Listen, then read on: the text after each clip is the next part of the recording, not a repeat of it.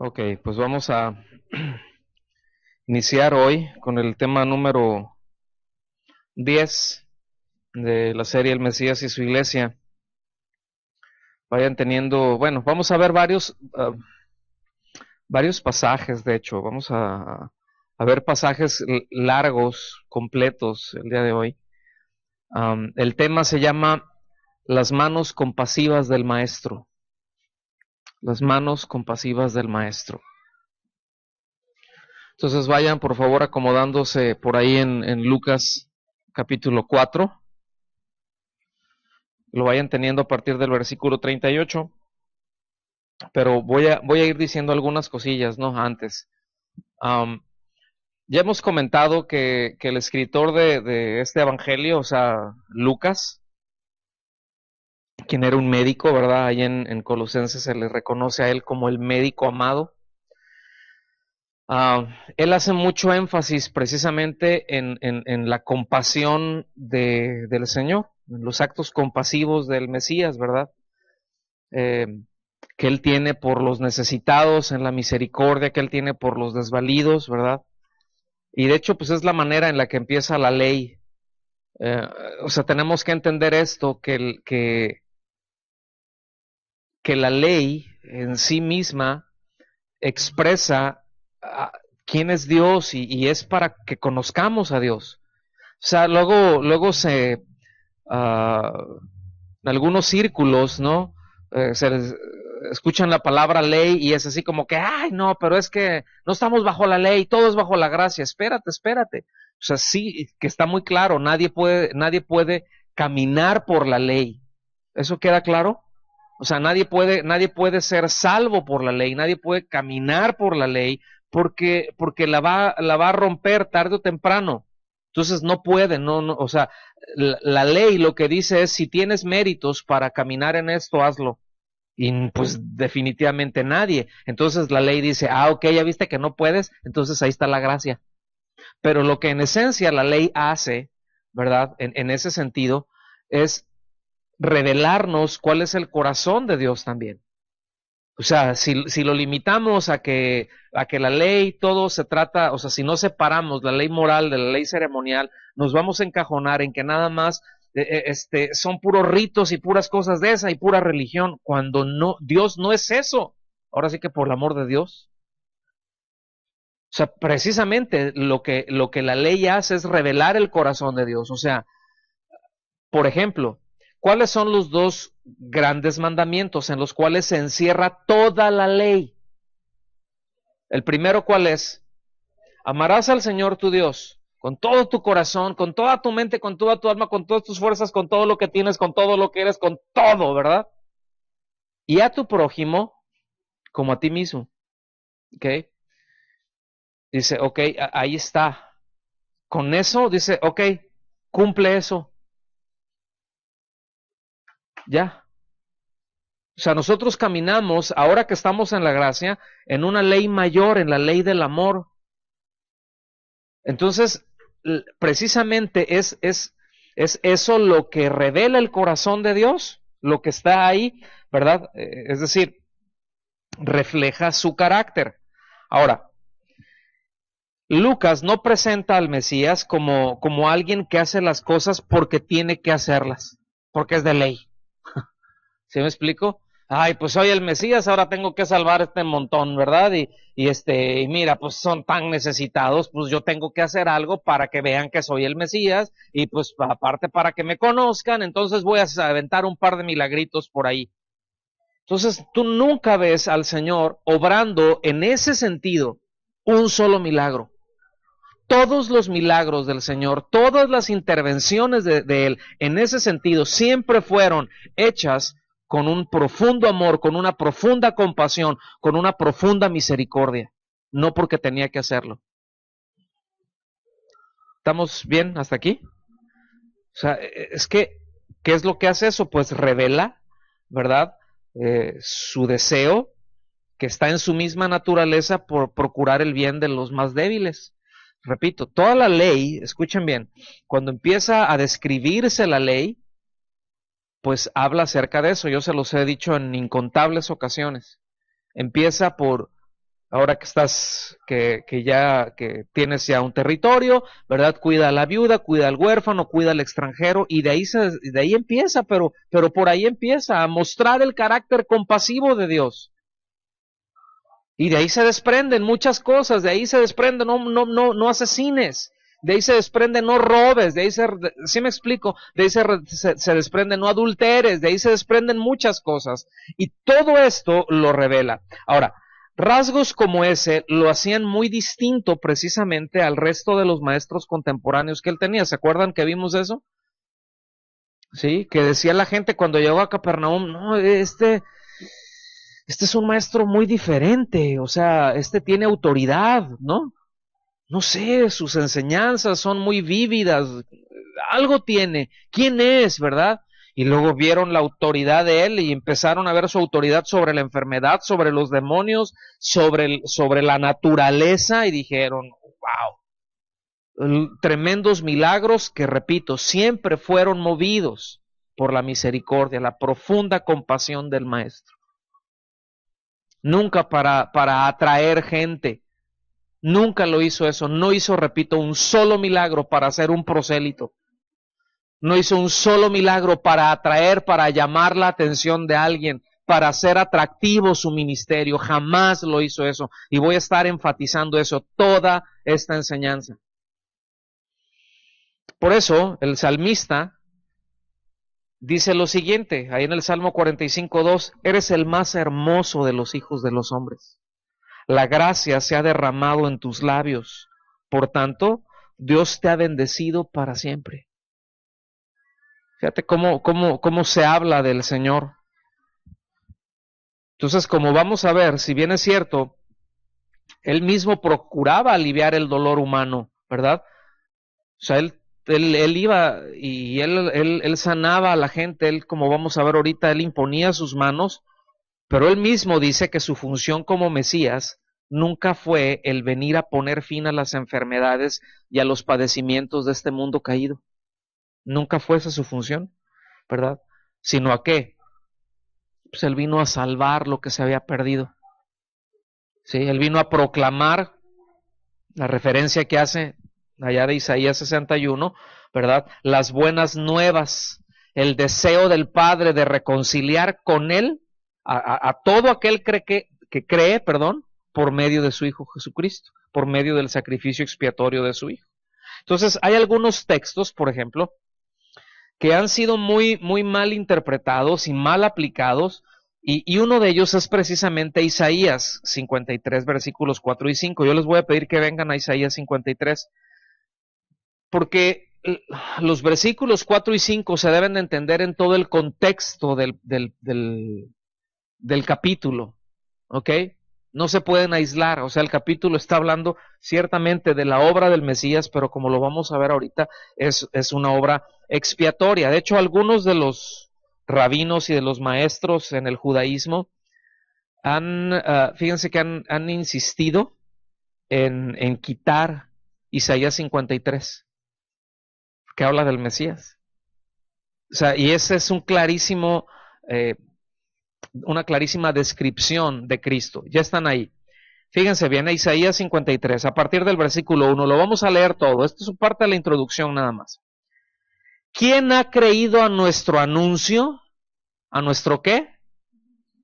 Está hablando de un anuncio, está hablando de unas noticias, está hablando de la predicación del Evangelio. ¿Se fijan? ¿Cómo empieza por ahí? ¿Quién ha qué dice? Hace una pregunta, ¿quién ha creído?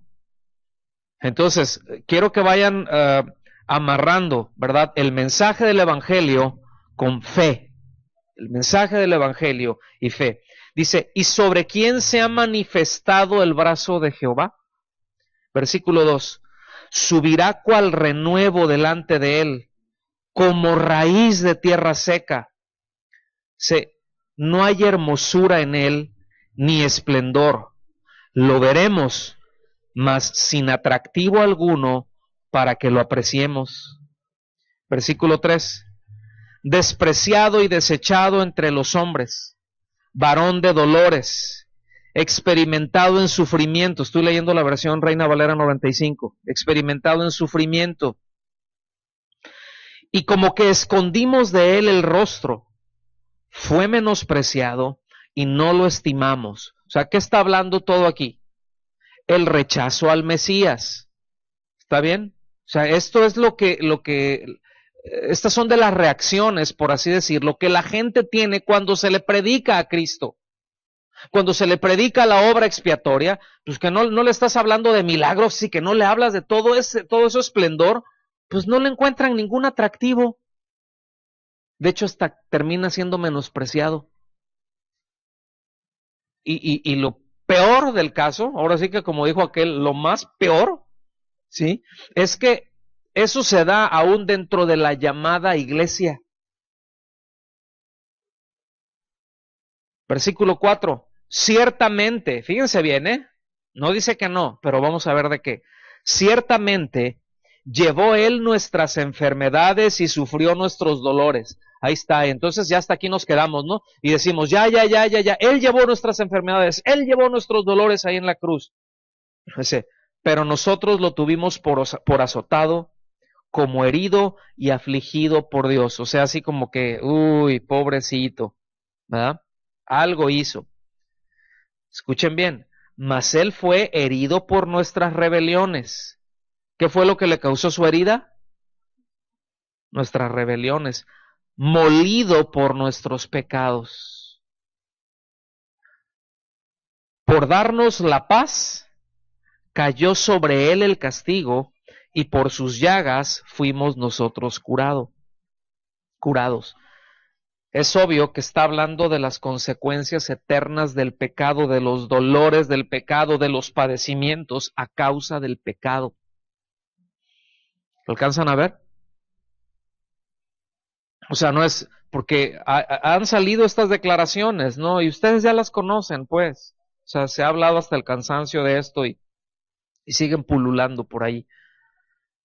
Sí. No, pues no tienes por qué estar enfermo, no aceptes esa enfermedad. Oye, pero es que tienes diabetes. O sea, no es de que si aceptas o no. O sea, tú tienes un problema físico. No, yo declaro que no, ¿verdad? Porque Él llevó mis enfermedades.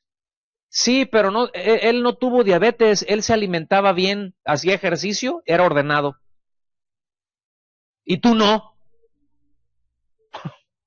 Digo, eso es nomás así como en paréntesis, porque la mayoría de los que traen esos rollos es esencialmente, en algunos casos es algo congénito, ¿no?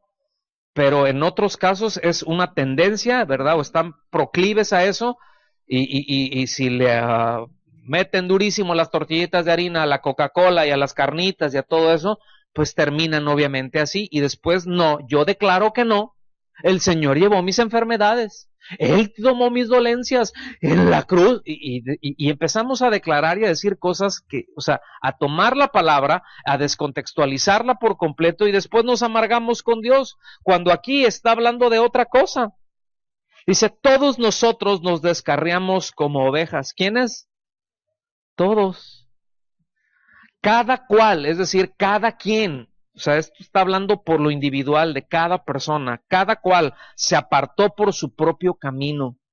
Mas Jehová cargó en él el pecado de todos nosotros. Angustiado él y afligido, no abrió su boca. Como un cordero fue llevado al matadero. Como una oveja delante de sus trasquiladores enmudeció. No abrió su boca. Por medio de violencia y de juicio fue quitado, y su generación, ¿quién la contará? Está describiendo todos los padecimientos del Mesías. Fue arrancado de la tierra de los vivientes, y por la rebelión de mi pueblo fue herido. Se dispuso con los impíos su sepultura, es decir, él murió, cuando murió fue entre medio de dos ladrones, ¿cierto? O sea, ahí se dispuso su sepultura. Dice, mas con los ricos fue en su muerte. Ahí está, somos ricos. No, espérate. Ahí está hablando, fue un sepulcro, ahora sí que estrenó sepulcro. Se está profetizando todo eso, que iba a ser muerto entre ladrones, que iba a ser sepultado en un sepulcro nuevo. ¿Lo ven? No lo echaron en una fosa común. Ay. Aunque nunca hizo maldad ni hubo engaño en su boca, Jehová, esta es una expresión muy fuerte, Jehová quiso quebrantarlo. Es un acto voluptivo de Dios, sujetándolo a padecimiento. Cuando, fíjense bien, cuando haya puesto su vida en expiación por el pecado, ¿a qué vino el Mesías? A quitarnos las enfermedades, los achaques, las piedras de los riñones, los callos, uñas enterradas y juanetes. No, cuando haya puesto su vida en expiación por el pecado, verá descendencia, vivirá por largos días y la voluntad de Jehová será en su mano prosperada, o sea, eternamente. Escuchen el versículo 11, porque nada más así entre paréntesis, este versículo movió a toda una generación. Este solo versículo fueron miles y miles y miles de jóvenes misioneros que salieron allá en el movimiento con los moravos, ¿sí? En lo que ahorita conocemos nosotros como Checoslovaquia, por ahí del siglo XVII, XVIII, por ahí. Verá el fruto de la aflicción de su alma y quedará satisfecho. Por su conocimiento, o sea, por conocerlo a él, justificará mi siervo justo a muchos y llevará sobre sí las iniquidades de ellos. Este versículo movió eso, fíjense, netamente evangelístico. Por tanto, yo le daré parte con los grandes y con los poderosos repartirá el botín, por cuanto derramó su vida hasta la muerte y fue contado con los pecadores, habiendo él llevado el pecado de muchos y orado por los transgresores. Entonces, no me malinterpreten aquí, yo no estoy diciendo que él no se interesa por darnos salud. Digo, por también ustedes y los que nos están oyendo, entonces que el Señor ya nos sana, no vamos a orar por los enfermos, ya no hay milagros. No estoy diciendo eso. Por supuesto que sí, eso es parte de lo que Él hace en su ministerio aquí, pero no es el objetivo por lo que vino, pero seguimos viendo, ¿verdad? O sea, decir que Él no se interesa por nosotros, pues es ir en contra de lo que la misma Biblia enseña. Lo que sí estoy afirmando es lo que él mismo expresa, que su principal función en su primera venida fue la de dar a conocer su buena voluntad para con el pecador, ¿sí?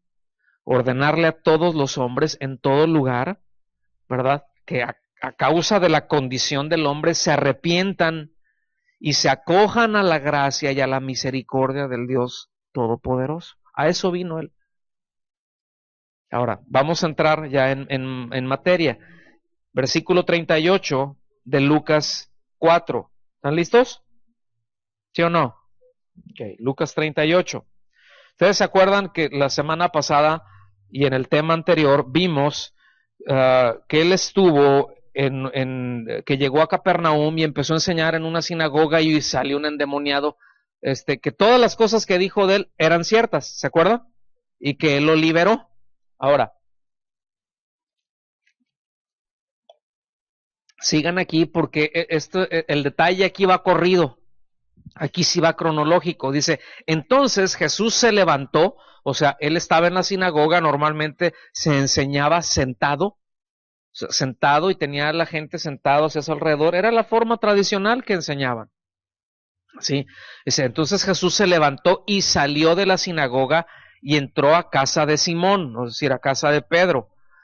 La casa de Simón o de Pedro vino precisamente a ser también la casa de Jesús ahí en Capernaum. Como que ahí fue el cuartel general, ¿no? O sea, ya se movían a partir de ahí, pero había tal relación en que lo hospedaban a él ahí. Entonces dice, salió de la sinagoga y entró a casa de Simón. La suegra de Simón tenía una gran fiebre, digan conmigo, gran fiebre. Y le rogaron por ella.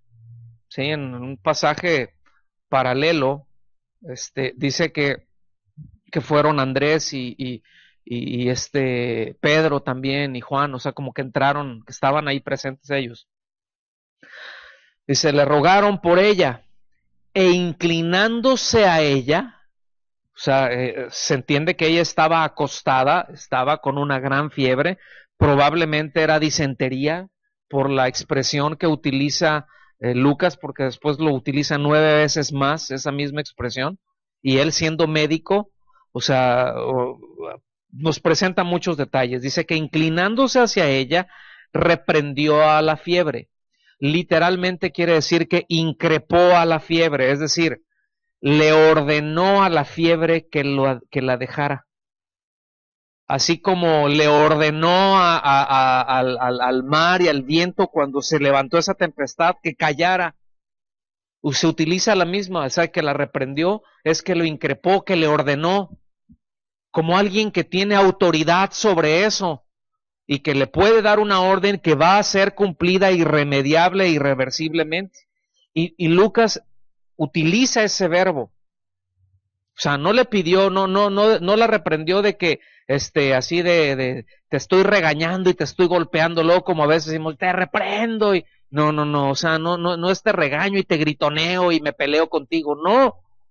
O sea, el verbo es increpar, le increpó, le ordenó, ¿sí? Y dice, y la fiebre la dejó. Cuando le ordenó a los vientos, ¿verdad? Que se aplacara todo eso, le dijo, calla, enmudece. ¿Y qué hizo? ¿Cuál fue la respuesta de aún de los elementos naturales? ¿O sí o sí? ¿Lo explico? Entonces, bueno, ya vimos que era la suegra de Pedro, ¿verdad? Y bueno, no se incluyen muchos detalles de hecho no se habla sobre la esposa de Pedro, más que por allá Pablo, allá en primera los Corintios 9:5, habla y dice acerca de esto, ¿no? O sea, o que nosotros no podemos traer a una hermana por esposa así como Pedro, ¿verdad? O sea, o sea, su esposa andaba con él para donde él andaba, su esposa andaba ahí, ese es el detalle que se conoce de él. Entonces, cuando salían, ¿verdad? Ella iba con él. Y eso era algo muy notorio, que hasta está escrito, y que otros de los apóstoles también, y dice, pues los demás apóstoles ahí traen a su esposa, ¿sí? Pues eso es lo más normal, ¿no? Pues tu esposa te acompaña y vas, y bueno, no hay más, no hay más detalle, ¿no? Sobre ella. Entonces, tanto Marcos, aquí en este caso, como Lucas, ¿verdad? Narraron que este milagro ocurrió después del primer milagro en la sinagoga, lo que les dije hace un ratito, ¿no? La liberación del endemoniado.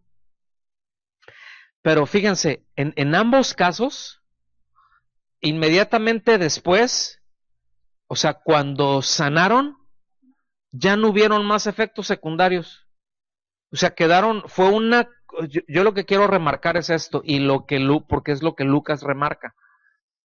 Cuando dice que el demonio salió, lo hizo sin hacerle daño. Y cuando sanó a la suegra de Pedro, dice que en el acto, dice, se levantó y se puso a servirles. Es decir, la connotación es que se levantó de inmediato. Y ustedes saben que después de que estás con una fiebre larga, crónica, prolongada, normalmente pues terminas bien debilitado, ¿a poco no? Si luego uno ahí con una calenturita y un par de retortijones que le den, ahí ya anda, ¿verdad? Entonces es lo más normal como que se pensara que, bueno, ya ok, ya no tiene fiebre, pero quedó debilitada. Ok, no pasó eso. Fue una sanidad instantánea y fue completa. Porque dice que ella en el acto comenzó a servirles. Fíjate, era una servidora. Esto es digno de remarcarse. Porque no le dijo, bueno, y se fue a chismear allá con la comadre. Sino que estuvo bien, ¿y qué hizo? Les sirvió. Estaba sirviendo a los santos, estaba sirviendo a la iglesia misma, ¿verdad? Entonces, seguimos avanzando. Versículos 40 dice, y 41, porque aquí ya habla de más, o sea, acuérdense que se fue dando, así como que la fama se iba ampliando y primero acá como que se supo, ¿verdad? En la sinagoga, pues le fue notorio a todos y después ya llegó y pues acá en cortito pues muchos sabían de que la suegra de Pedro estaba enferma y de repente ya se corrió la voz, o sea, empezaron a mandar twitters en el Facebook, le pusieron de todo y todo el pueblo se enteró. Y dice, al ponerse el sol, todos los que tenían enfermos de diversas enfermedades los traían a él. Escuchen, esto seguía siendo el mismo día, pero dice que los traían a él. Y él, poniendo las manos sobre cada uno de ellos, ¿qué hacía? Les pedía una ofrenda, les decía que pactaran con ellos, ¿verdad? Para que garantizaran su sanidad. Ponía sus manos sobre cada uno de ellos y ¿qué hacía? Los sanaba. También salían demonios de muchos, dando voces y diciendo, tú eres el Hijo de Dios. Pero él los reprendía y no les dejaba hablar porque sabían que él era el Cristo. Entonces, la noticia acerca de la autoridad de Jesús, hombre, como pólvora, ¿verdad? Corrió ahí y que él sanaba y ya, hoy pues un endemoniado y lo sanó, fue instantáneo, quedó bien al instante, la suegra de Pedro también, ¿verdad? Y entonces dice que vinieron, pero subrayen, porque estos detalles, mis amados, son importantes cuando estamos leyendo la palabra, ir viendo esos detalles. Dice, al ponerse el sol, es decir, acuérdense que estaban en un día de reposo. Al ponerse el sol está indicando que el día de reposo había acabado, que no podían hacerlo antes, porque hubiera sido una violación a la ley, no podían salir con los enfermos y andar por las calles, pero una vez que ya pasó el día de reposo, es decir, después de las 6 de la tarde, salieron y lo fueron a buscar, ¿sí? Entonces dice que él poniendo las manos sobre cada uno de ellos, repito, ¿qué hacía? Lo sanaba, y esto indica que lo hacía uno por uno. No decía, a ver, ¿dónde están los que traen padecimientos de hígado? Pónganse de este lado, los de riñones, de este lado, rótulas, rótulas, rótulas, rótulas, rótulas por acá, ¿sí? A ver, los que traen así desacomodado el cuadril, de este lado, no, o sea, ¿cuántos traen riumas? No, o sea, él iba de uno en uno, dice que los traían. Esto quiere decir que él se daba el tiempo para la gente. Fíjate. O sea, ahora, pónganme atención, la gente iba a él.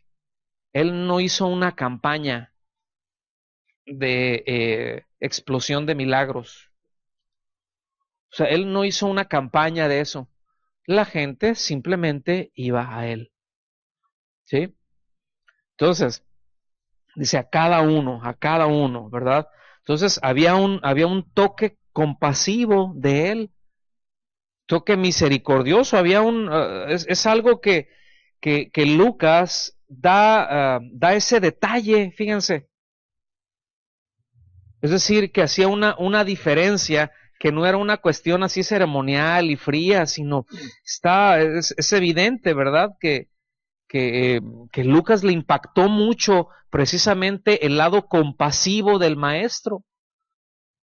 O sea, le impactó, y a nosotros también nos debe de impactar. Y esa parte nos debe de mover también a nosotros para nosotros ser como él. Porque esa es parte del carácter de él. ¿Estamos? Compasivos, misericordiosos. Si tenemos algún enfermo ahí, en casa, algún vecino, alguien que viene y nos dice, pues nosotros oremos por ellos. Usted ahí en su casa, no diga, ay, no, pues no sé, pues te invito al culto para que ore el pastor por ti. Usted ore por él. ¿Sí me explico? Ore por ella. Y bueno, si hay necesidades, si están lejos, y vamos a orar, pues oramos todos como lo hacemos, pues, ¿no? Entonces dice, escuchen bien, también, bueno, que es evidente que las sanidades del Señor no se limitaban a un plano físico. O sea, trataba con la gente, ¿verdad? Iba a un plano mental, iba también a un plano espiritual, ¿verdad? Y bueno, Él es el Señor de la vida. Entonces dice que cuando salían muchos demonios, ¿qué es lo que hacían esos demonios? daban voces, es decir, alaridos, es lo que quiere decir. ¡Ah! Hacían unos gritos horribles, ¿no? Ahí. Dice, y decían, tú eres el Hijo de Dios. Entonces, la razón, como ya lo vimos, por la que Jesús los callaba, los reprendía, es que él no vino a la tierra para que los demonios lo reconocieran como el Cristo. Él no vino a la tierra para que los demonios lo reconocieran como el Mesías, sino que Él vino para que la gente lo reconociera como el Mesías. O sea, un demonio lo puede reconocer y decir tú eres el Hijo del Dios viviente y no por eso se salva. Pero alguien que lo ve, que lo reconoce, y como leímos ahí en Isaías 53, por el conocimiento de Él, justificará a muchos. Es decir, el hecho de conocerlo a Él. Y esta es la clave aquí. Los demonios le decían, nosotros te conocemos, sabemos quién eres, ¿verdad? Aquí el asunto es, la pregunta es, ¿conocemos nosotros realmente al Señor? Porque de ahí está nuestra eternidad. O sea, no estoy preguntando si tenemos información acerca de Él, si sabemos cosas acerca de Él. Estamos hablando de si lo conocemos a Él. ¿Está bien? ¿Sí o no? Entonces, el tiempo, ¿verdad? Destaca siempre la continua negación, ¿verdad? De Jesús a recibir ese testimonio de los demonios. Siempre vamos a ver que salían y le decían y los callaba y los echaba para afuera. De hecho, hay un pasaje también ahí en los Hechos, que esto ocurrió en Éfeso, con una muchachita, ¿se acuerdan? Con Pablo, que él iba pasando y que salía la muchachita y que decía, estos son siervos de Dios, y así como que haciéndole promoción. Y uno pudiera decir, bueno, ¿y eso qué tiene de malo? Pues están diciendo, pues hasta deberían de haberle agradecido, ¿no? El asunto es de que dice que llegó un momento en que Pablo como que ya le hartó, ¿verdad? Como que se cansó de eso y dijo, no, esto está tratando de llamar la atención a sí mismo, esto no cabe y ¡pum! Le expulsó el demonio. Ya sabemos, ¿no? Que se le vinieron encima porque la muchachita le daba mucha ganancia a sus dueños, era esclava a ella. Versículos 42 al 44.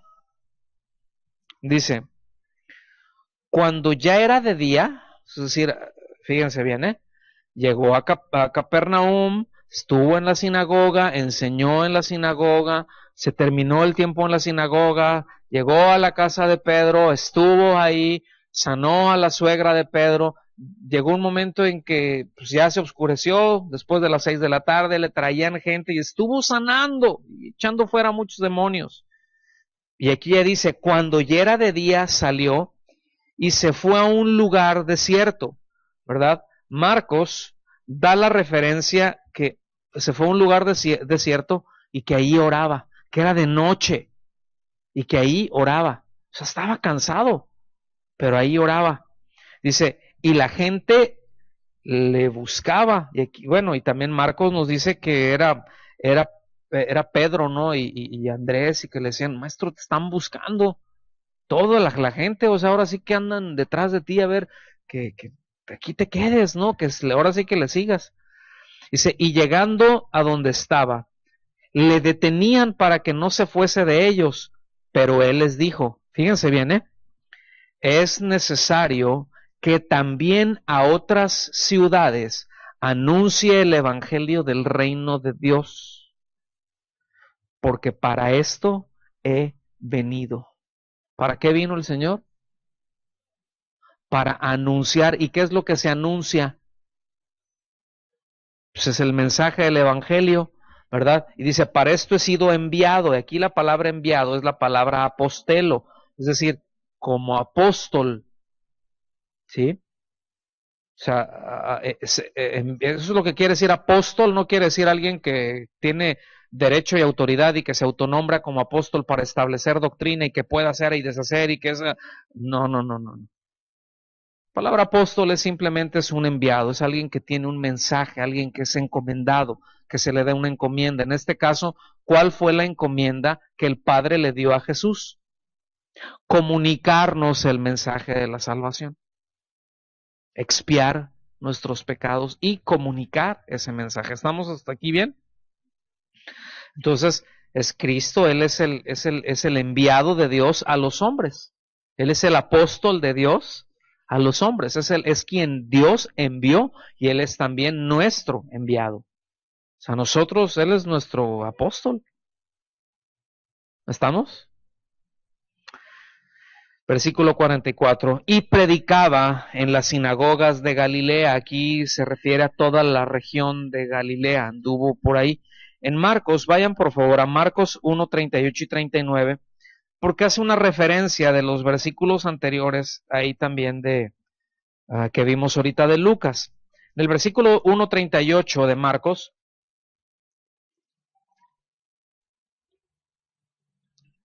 dice, Él les dijo, vamos a los lugares vecinos para que predique también allí. Fíjense, aquí Marcos lo da de una manera más amplia, ¿no? Acá dice, es necesario que también a otras ciudades anuncie. Aquí le está diciendo, vamos, para que predique también allí.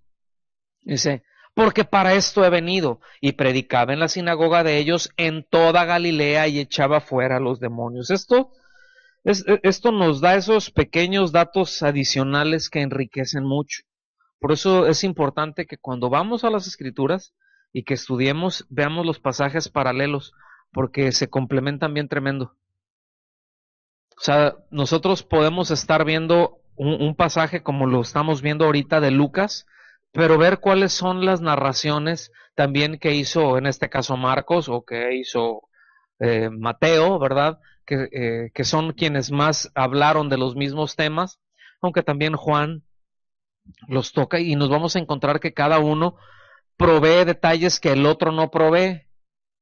Y no es que sea alguna contradicción, es simplemente que uno está proveyendo detalles que el otro no vio, que no le tomó importancia. Por ejemplo, aquí Lucas se menciona que dice que tengo otras ciudades para que es necesario que también a otras ciudades anuncie el evangelio del reino de Dios, porque para eso he sido enviado, ¿verdad? En tanto que, por ejemplo, con Mateo, nunca dice Mateo el reino de Dios, dice el reino de los cielos. Porque, por ejemplo, paréntesis, Mateo, la audiencia primaria de Mateo eran judíos. Y el judío dice, no tomarás el nombre de Dios en vano. O sea, podría ser ofensivo que les dijera el reino de Dios. No se dice Dios. Ellos no lo mencionan, ellos no dicen la palabra Dios. Dicen el Altísimo, el Eterno, el Todopoderoso, pero Dios no. Ni lo dicen, ni lo escriben. Nunca escriben Dios. Escriben D, rayita o S. Bueno, no es una falta de espiritualidad o que ni son más espirituales ni menos, simplemente es la concepción que se tiene del asunto. Y repito, Mateo dice el reino de los cielos, un sinónimo del reino de Dios, pero pues, como Lucas, la audiencia de Lucas era mayormente gentil, ahí sí le suelta. Y le dice, pues el reino de Dios. Ahorita voy a llegar ahí. Entonces, por ejemplo, me regreso aquí al punto, porque el Señor aquí les hizo ver que Él tenía un ministerio que debía de cumplir y esto era predicar al resto de la nación de Israel, ¿verdad? La recepción que Él tuvo ahí en Capernaum, bueno, pues como ya lo vimos también, hay un contraste con el rechazo que tuvo en el lugar en donde Él creció, Él no nació, por ejemplo, en Nazaret, pero ahí creció, ¿verdad? Entonces, la gente de Capernaum, él quería que se quedara ahí, así como que ya no te muevas, aquí quédate, ¿verdad? ¿Qué andas haciendo por allá? Aquí te damos lo que tú necesites, pero aquí quédate. Y él les dice, no, necesito anunciar el evangelio del reino de Dios en otros lugares. Entonces, esta es una expresión muy preponderante del Evangelio de Lucas, es decir, que Lucas es el que lo maneja, el reino de Dios, el reino de Dios. Y yo sí quiero tocar muy rápido qué es el reino de Dios. O que ya se les ha instruido a ustedes al respecto, pero les voy a recordar lo que es el reino de Dios. Yo les he hablado que hay una corriente teológica, hay una doctrina que se llama dominionismo. ¿Está bien? Se le conoce también como el reino ahora o el reino aquí. Y lo que dicen esencialmente es que ya ahorita estamos viviendo y debemos de nosotros establecer el reino de Dios. Que nosotros tenemos que ir a gobernar, o sea, meternos al gobierno en las artes, en cada una de las esferas, para gobernar, porque Dios nos puso, dice, por cabeza y no por cola. Y nada que ver. O sea, es así como que vamos a gobernar cristianamente, pero nosotros ya sabemos cuál es el resultado de que iglesia y Estado se combinen. Pésimo resultado. La historia lo demuestra. O sea, corrompe. La iglesia se corrompió por esa fusión que hubo. Entonces el reino de Dios no está hablando de que los cristianos tienen que gobernar y que nosotros mandamos y nosotros tenemos que decir, ¿verdad? Y de repente yo me he encontrado, pues, ¿no? Que algunos pastores me han dicho, bueno, ¿y por qué a nosotros no nos toma en cuenta ahí el municipio si van a hacer esto? Pues, ¿tú quién eres? ¿Sí me explico? En algún otro dijo, no, o sea, nosotros fuimos a pedir que nos dieran recursos y que nos dieran gasolina y esto para ir a predicar a los ranchos y nos lo negaron. ¿Qué se creen? Yo le dije, no te ofendas, mano, pero ¿qué te crees tú? Pues que somos siervos de Dios. ¿Y eso qué? ¿Y eso qué? Pues eso, de repente como que le puede entrar uno agua o aire a la cabeza muy fácil, ¿no? No. El reino de Dios es la esfera en donde Él gobierna. Es el ámbito en donde Él gobierna. En otras palabras, Él gobierna las vidas de aquellos que le pertenecen. Él gobierna las vidas de aquellos a quien Él ha redimido. ¿Sí? Él gobierna las vidas de aquellos que han sido trasladados del reino de muerte al reino de vida. Que hubo ese traslado, digan conmigo traslado, del reino de las tinieblas al reino de la luz de su Hijo Jesús. A esos son a los que Él gobierna. ¿Sí? Y el reino de Dios, ¿cómo se manifiesta, por ejemplo? ¿Cuáles son los valores, las normas del reino de Dios? Cuando alguien te ofende, ¿qué dicen las normas del reino de Dios que debemos de hacer? Si alguien te ofende, ¿qué debemos de hacer? Perdonar. No tomarlo personal y perdonar. No, pero yo no estoy de acuerdo, porque tú no estés de acuerdo, pero eso es lo que dice. Eso es lo que establece. Pero es que me cuesta mucho, para eso está la gracia, pero eso es lo que dice. Pues yo no perdono. Pues entonces ahí te le echas con el rey porque él fue el que puso la regla. No sé si me estoy dando a entender.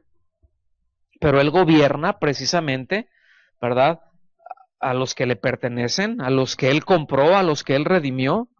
Y entendemos que aunque él es rey de reyes y señor de señores, ¿verdad? Entendemos que todo está sujeto bajo sus pies. Bueno, no todos son gobernados por él, ¿o sí?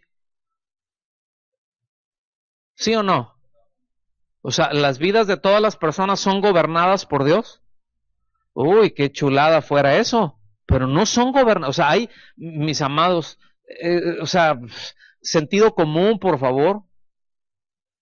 Pero es que él reina y él, no, bueno, él reina, pero escuchen bien, o sea, él gobierna las vidas de aquellos a los que le pertenecen, como dije.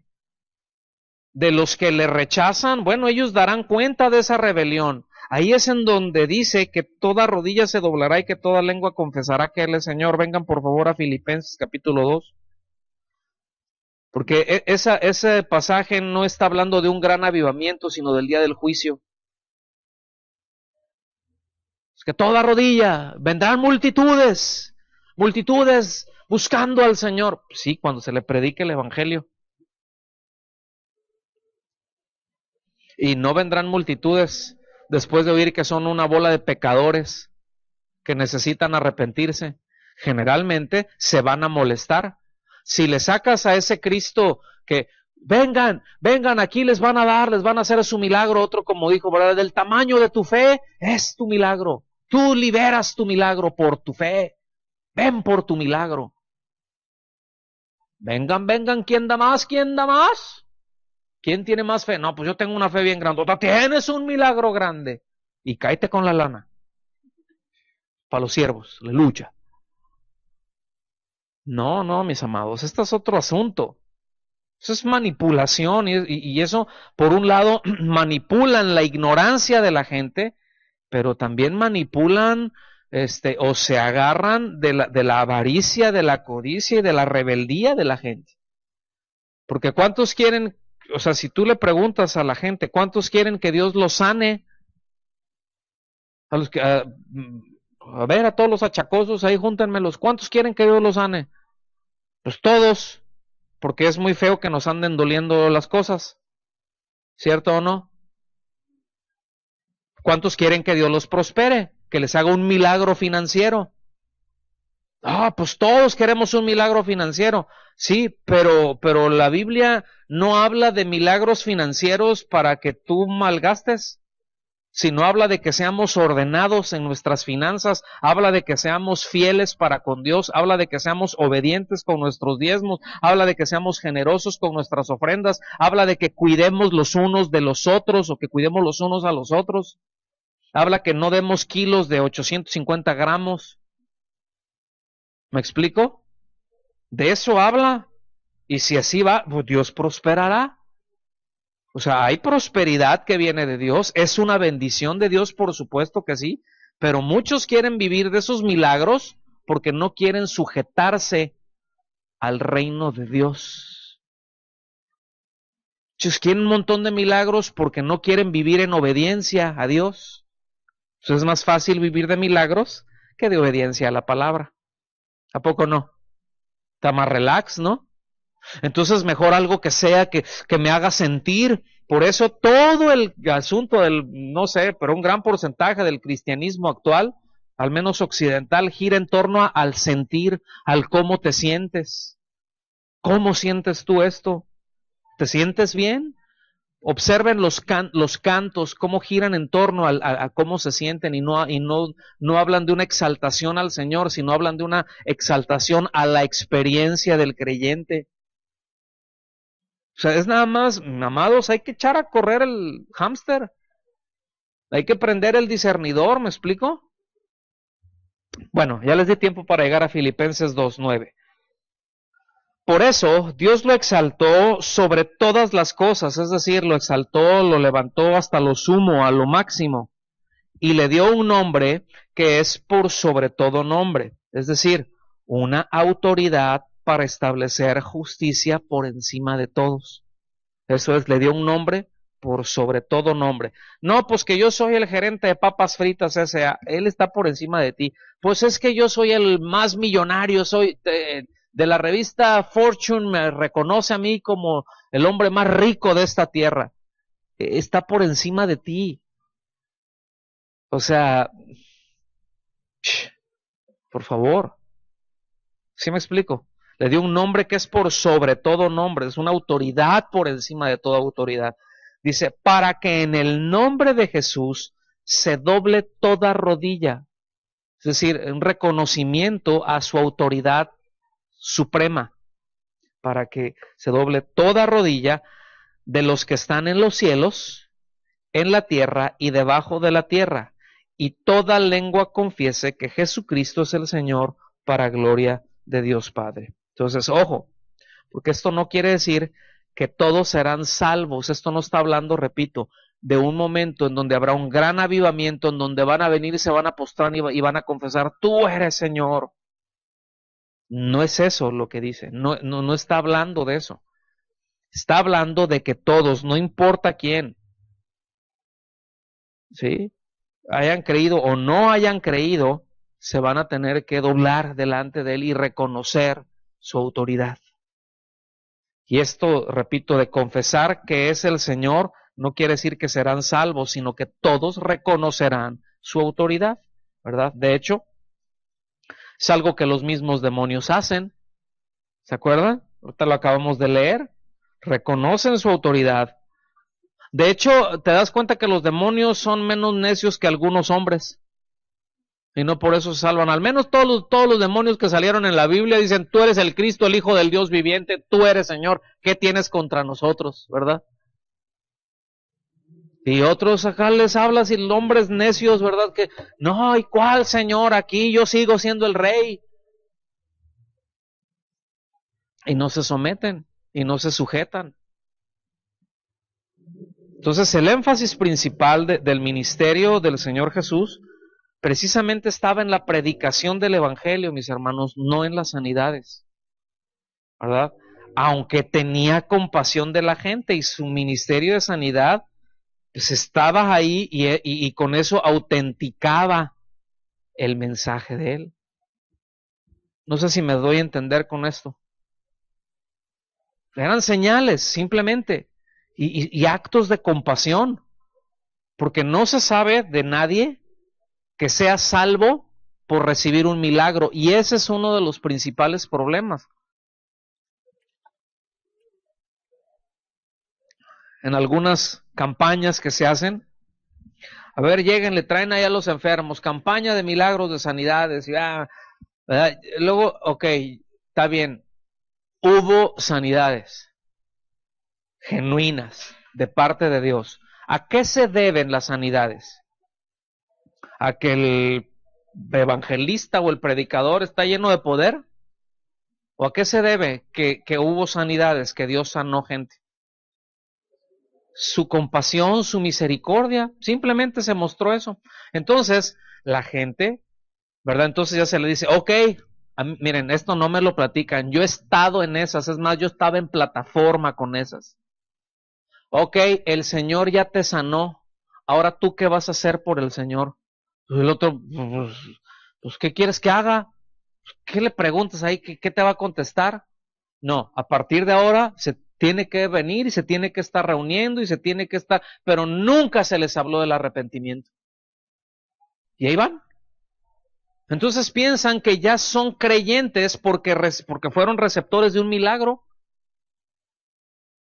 Pero como vamos a ver y como el mismo Evangelio nos va a mostrar, pues hubo leprosos que recibieron su milagro y sin embargo no reconocieron al Señor, sino solamente uno. Mira, ahí sí, aunque sea el diezmo, llegó y reconoció al Señor. Se postró y, oye, ¿y los otros? No, pues, quién sabe. Pero yo no sé los otros, Señor. Pero yo te reconozco como el Señor de mi vida.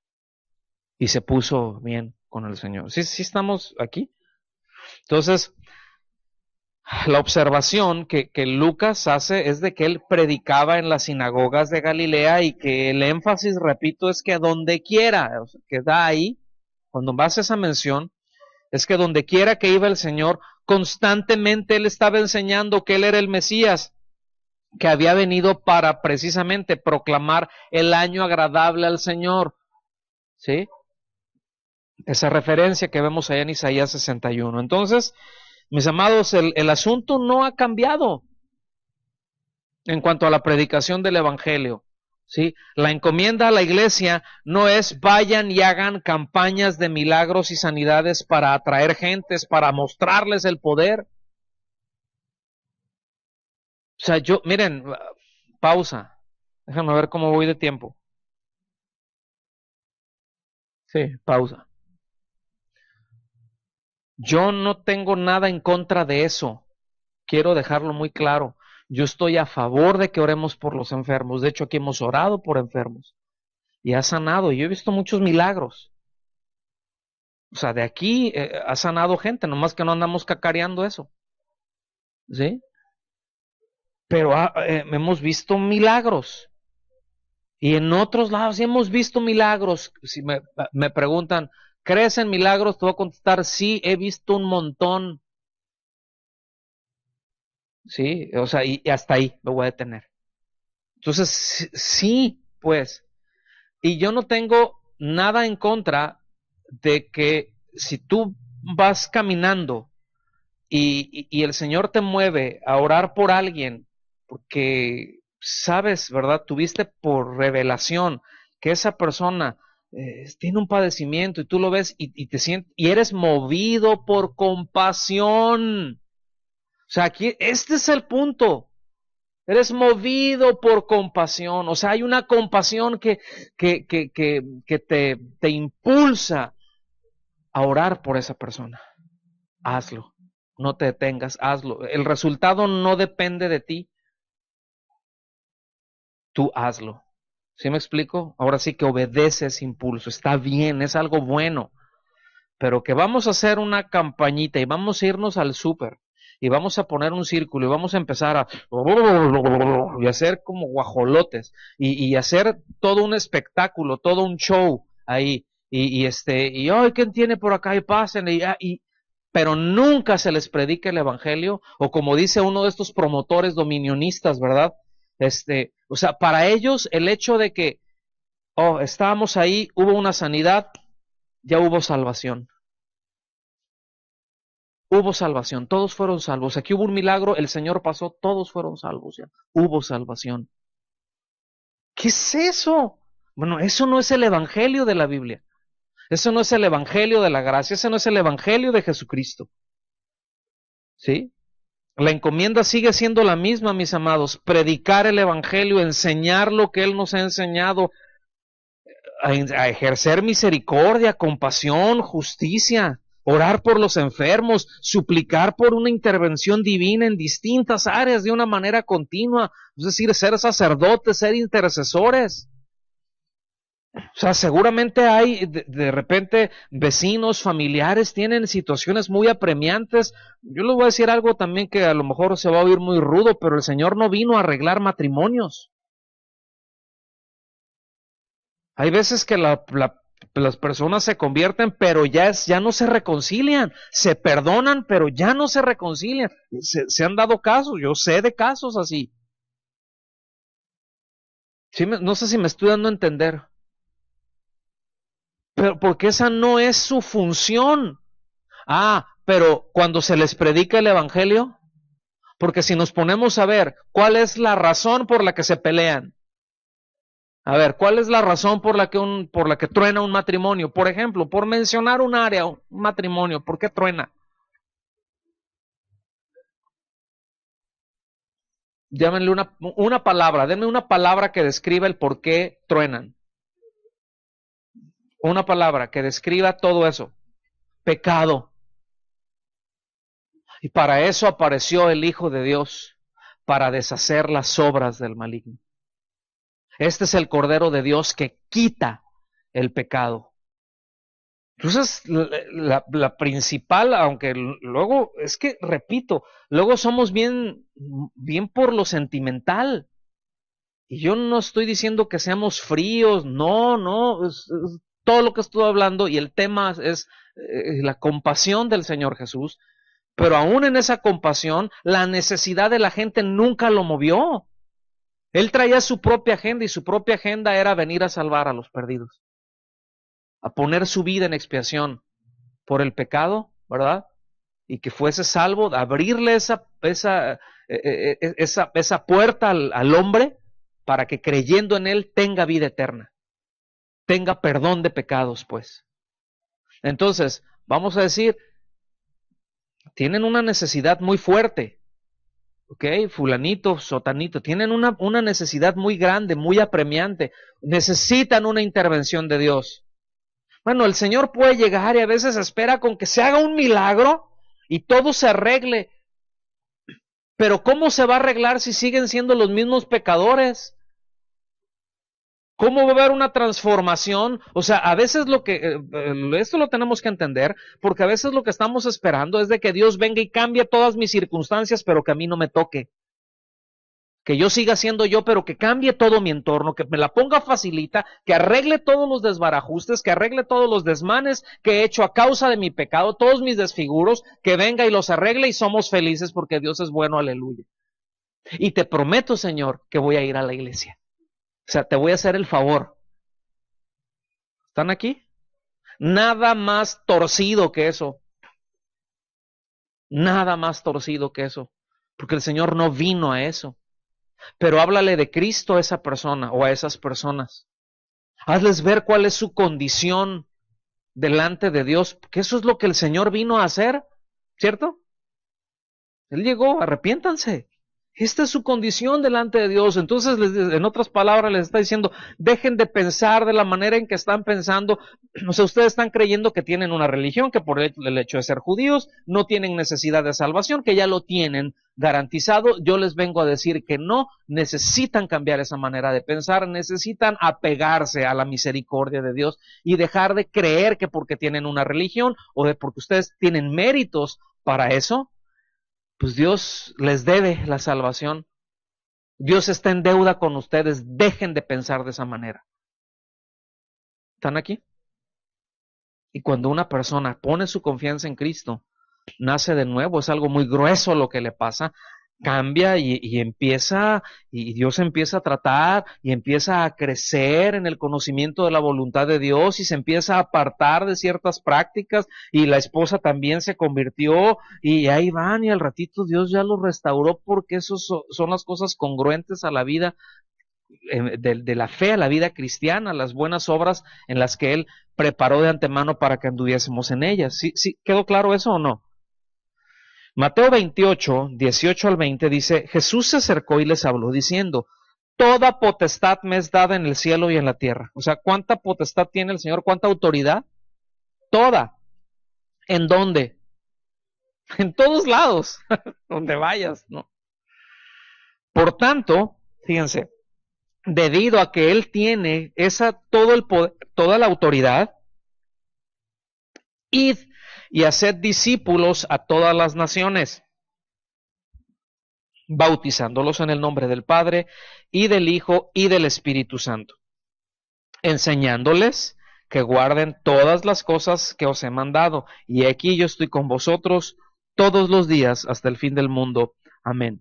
Entonces, bueno, Él nos ha dado esa autoridad. Cuando un creyente, fíjense, un creyente tiene autoridad, es inherente para predicar el Evangelio. O sea, un verdadero creyente tiene autoridad para predicar el Evangelio. Un verdadero creyente tiene autoridad para orar por los enfermos. Tiene autoridad para echar fuera demonios. Tales señales seguirán a los que creen. ¿Verdad? Nunca dice que los que creen seguirán tales señales. Si te siguen, bueno, y si te alcanzan, pues está bien. Pero tú avanza, no estés viendo las señales, porque nadie avanza viendo las señales. Tienes ahí, ¿no? Tijuana, 1580 kilómetros. Y llegas y te le quedas viendo la señal y te abrazas de la señal. Esa señal no te va a llevar a ese lugar de destino. Lo único que te está diciendo es, va por aquí y te falta tanto. Eso es lo que hacen las señales, nada más. ¿Sí?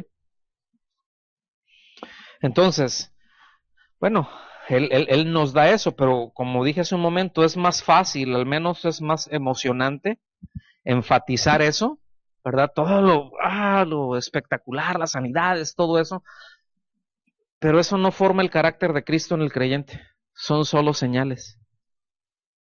A fin de cuentas, que alguien sea sana, una persona, ¿verdad? La sanó de SIDA, de cáncer y ébola. Ahorita que está de moda. ¿Eh? Ya lo sanó, pero nunca se arrepintió esa persona. Miren, a lo mejor no se va a morir ni de SIDA, ni de cáncer, ni de ébola. A lo mejor se va a comer un dátil y se va a tragar un hueso y se va a ahogar, no lo sé, ¿verdad? A lo mejor se va a resbalar, a lo mejor se va a morir de viejito, pero eso no lo hace salvo. Entonces, ¿qué chiste? Entonces, ¿de qué se trata?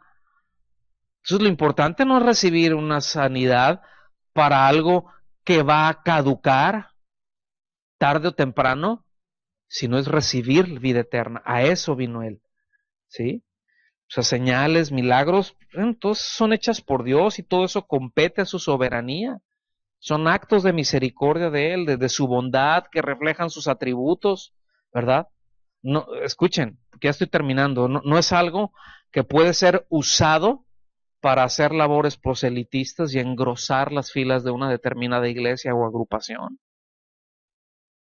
Que lamentablemente esa es la connotación que tienen, me atrevo a decir, la gran, inmensa mayoría de todo ese tipo de campañas. Y me atrevo a decir, y si alguno piensa otra cosa, bueno, está bien, puede pensar lo que quiera, yo pienso esto, ¿sí? Porque los hechos son muy claros, entonces no es algo que hacemos, mis amados, por nuestra propia cuenta, o como dicen algunos, ¿verdad? Como dije hace un momento, tu fe determina tu milagro, ¿verdad? Y expresiones así por el estilo que se oyen muy piadosas, pero que no son bíblicas, ¿verdad? Mucho menos el hecho de ven a una escuela donde te voy a enseñar a hacer milagros y que se tuercen algunos versículos, ¿verdad? Y que llegan a decir, bueno, no, es que el testimonio de Jesús es el espíritu de la profecía. Entonces, lo que tú viste que el Señor hizo, tú decláralo y eso lo va a hacer porque estás profetizando que eso hará. O sea, tú profetizas que va a sanar el Señor, como ya sanó, entonces Él lo va a hacer. Como si nosotros le diéramos órdenes a Dios. Se nos olvida que es un Dios soberano. Y no es así. Entonces, final. Son las manos compasivas, mis amados, del Maestro, las que se extienden, las que nos tocan con misericordia, ¿sí? Se extienden a nosotros y nos toca a nosotros, aún al más indigno de los hombres, a la más indigna de las mujeres. Y aquí, cada uno de nosotros le podemos poner nuestro nombre. Y Él, sus manos se estiran y nos tocan y nos alcanzan y nos muestran su amor, su gracia, su compasión, su misericordia. ¿Está bien? Hasta aquí terminamos con el tema de hoy.